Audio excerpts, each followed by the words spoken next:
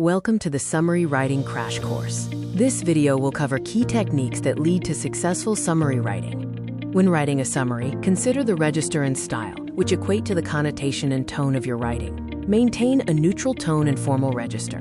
Style matters. Your summary is judged on the quality of your written expression as well as the content. Aim for an objective and impersonal style. In linguistics, a register is a variety of language used for a particular purpose or situation. It defines how language varies based on social context and the relationship between speakers. How do you form an overview of the text? We will explore this in the following steps. Developing your summary starts with making notes. Practicing note-making skills will help you focus on relevant details and key points. To approach summary writing tasks, look at the purpose of the summary question.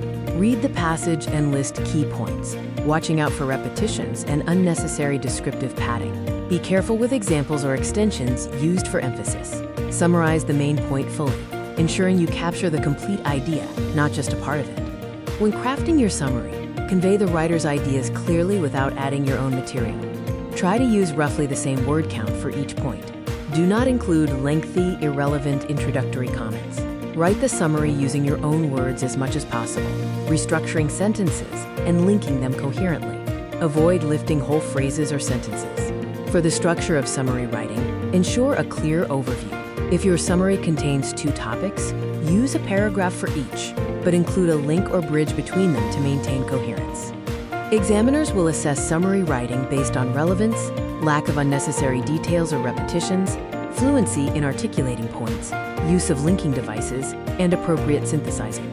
To achieve coherent writing, utilize transitional phrases or connectives. Examples include additionally, however, furthermore, consequently, in addition, and on the other hand.